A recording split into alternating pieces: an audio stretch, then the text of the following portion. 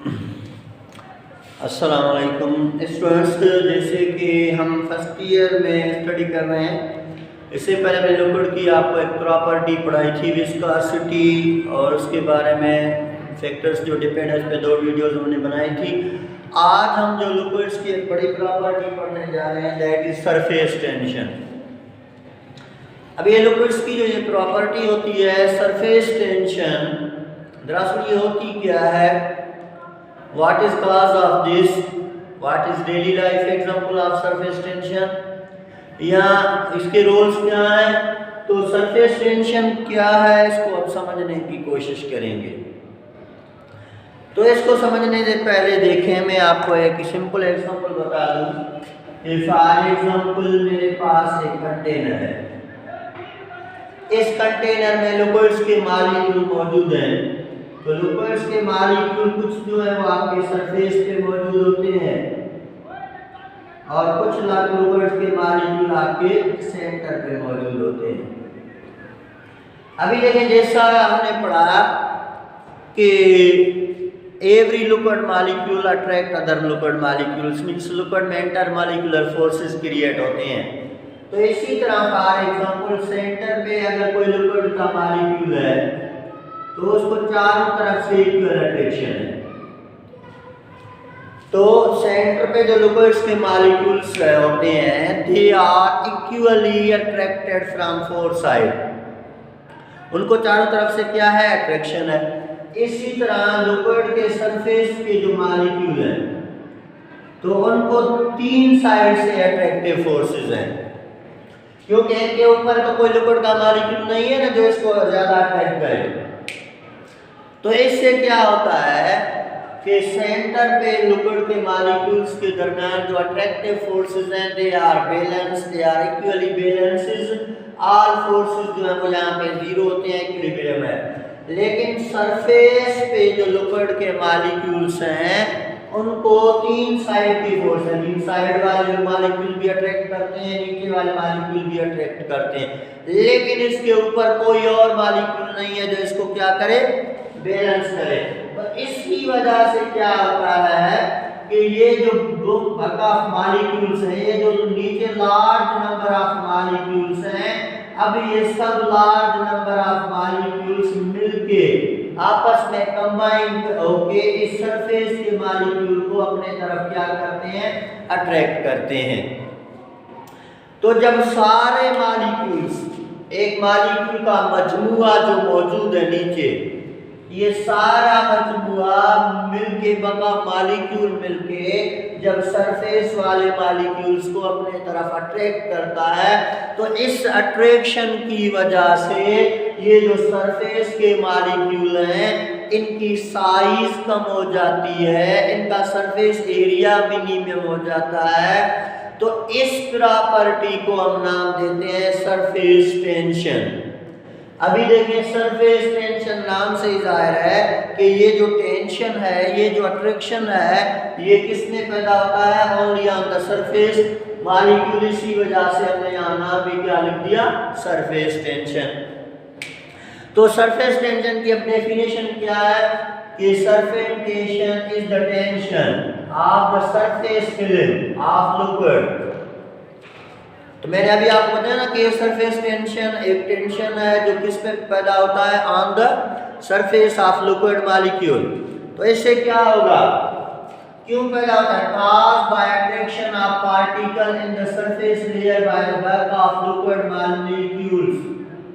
तो क्या है कि ये सरफेस पे जो लिक्विड के मॉलिक्यूल्स हैं, इनको ये बल्क ऑफ मॉलिक्यूल, नीचे जो मॉलिक्यूल्स की मजमूआ है, इन सब को क्या करते हैं, ये बल्क ऑफ लिक्विड्स इनको क्या करते हैं, अट्रैक्ट करते हैं, जिसकी वजह से इनका सरफेस एरिया मिनिमम हो जाता है।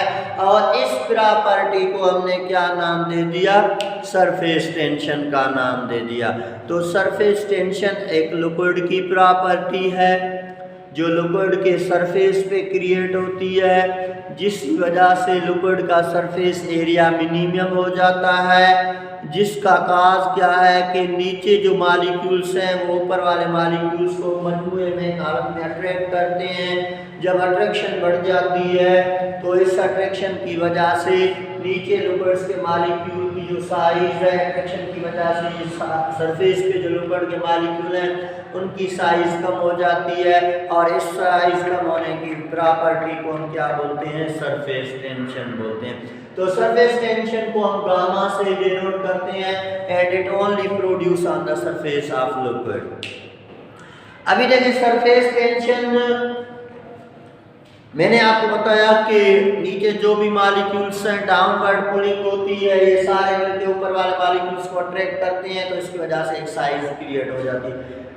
इसका अगर आप सिंपल एग्जांपल देखें कि अभी कभी आपने वाटर का गिलास ले लें, बोतल में पानी ले लें, तो आप देखेंगे कि वाटर के गिलास के ऊपर या जो गिलास वाटर में जो पानी है उसके ऊपर क्या होता है? एक इलास्टिक लेयर पैदा होता है।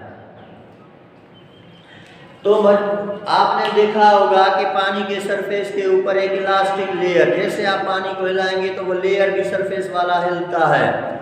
अभी ये लेयर जो इलास्टिक लेयर इसमें क्रिएट होता है, ये भी किस वजह से? It is also due to surface tension की वजह से। तो ये इलास्टिक लेयर का पैदा होना, ये इलास्टिक लेयर भी क्यों पैदा होगा? जब सरफेस के मालिक्यूल को नीचे अट्रैक्शन ज़्यादा हो जाती है, ये मालिक्यूल का मजमूआ अट्रैक्ट करता है, तो एक इलास्टिक लेयर क्रिएट हो जाता है। इस इलास्टिक लेयर को हमने क्या नाम दे दिया कि it is also produce due to surface tension, जो आप अपने आंखों से पानी के सरफेस के ऊपर देखेंगे। लेकिन इस इलास्टिक लेयर को आप ना तो नीचे देखते हैं, बॉटम में देखते हैं, ना मिडिल में देखते हैं, सिर्फ कहाँ पे आप देखते हैं? सरफेस के ऊपर, क्योंकि ये प्रॉपर्टी पैदाई सरफेस के ऊपर होती है। तो इसी प्रॉपर्टी को हमने क्या नाम दे दिया? Surface tension. अब सरफेस टेंशन को मैं ज़्यादा डेली लाइफ में आपको ले जाता हूँ, तो आपने spherical shape of water molecule आपने देखा होगा ना, रेन ड्रॉप्स। अगर आप रेन के ड्रॉप्स को देखें, अगर सुबह सवेरे जमीन में पे आपने ड्यू ड्रॉप्स देखे होंगे, अगर आपने पानी के ड्रॉप्स देखे तो दे वह स्फेरिकल शेप। तो बरसात क्या होती है कि बरसात जब बरसती है तो उस दौरान जो पानी के मालिक्यूल ऊपर से नीचे गिरते हैं, जमीन के तरफ गिरते हैं, ये आप नोटिस करेंगे उसके शेप स्फेरिकल हो जाता है।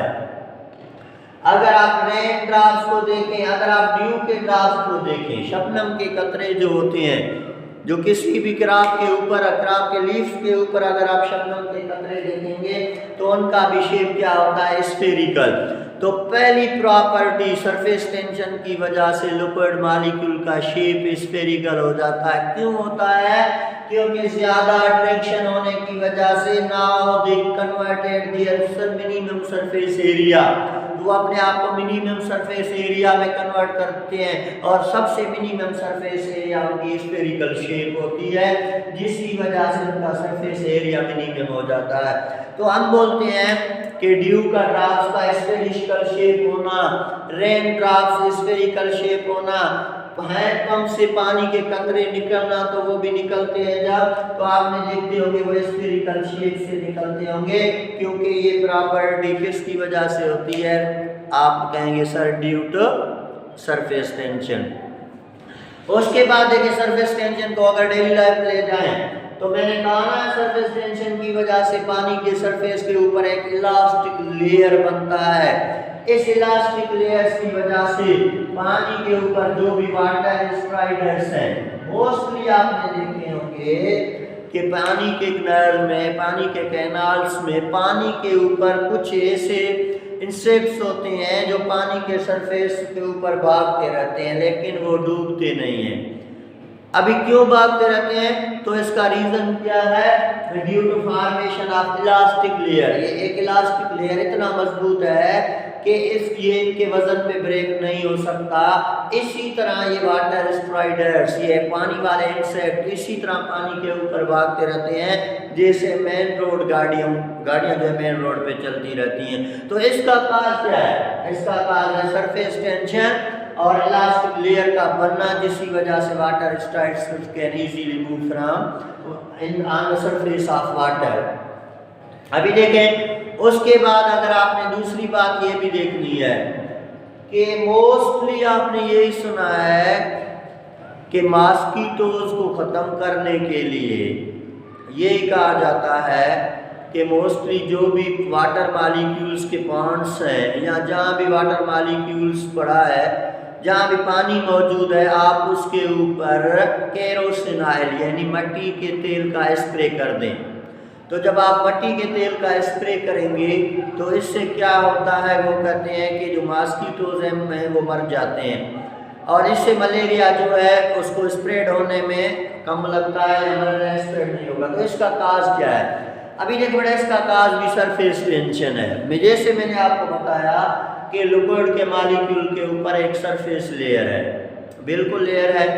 अभी ये जो सरफेस पे लेयर बनता है, इलास्टिक लेयर बन रहा है ये, और इस इलास्टिक लेयर के ऊपर जो मॉस्किटो के एग्स हैं वो तैरते रहते हैं। अभी जब मॉस्किटो के एग्स पानी में डूबेंगे नहीं, तैरते रहेंगे यहाँ इलास्टिक लेयर, तो मॉस्किटो अपनी रिप्रोडक्शन बढ़ाता रहेगा। जब रिप्रोडक्शन बढ़ती रहेगी, मॉस्किटो की पॉपुलेशन बढ़ती जाएगी, तो मलेरिया जो है वो ज़्यादा होता जाएगा। लेकिन केरोसिन ऑयल के स्प्रे करने से क्या फ़ायदा होता है कि केरोसिन ऑयल या ये जो इम्प्यूरिटी है केरोसिन ऑयल है, ये सरफेस टेंशन को डिक्रीज करती है। जैसे ही सरफेस टेंशन डिक्रीज हुई तो ये इलास्टिक लेयर डैमेज होगी। जैसे इलास्टिक लेयर डैमेज होगी तो जाहिर सी बात है, अभी देखें आज जो भी एग्स है मॉस्किटो वाले वो पानी में डूब जाएंगे।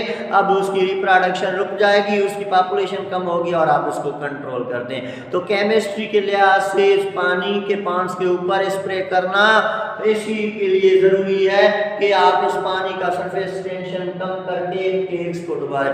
तो ये these are the daily life example. ये आपके पास एक डेली लाइफ एग्जाम्पल है कि पानी के गिलास के ऊपर, पानी के सरफेस के ऊपर अगर आप पानी को हिलाएंगे तो आपको एक इलास्टिक लेयर नजर आएगा।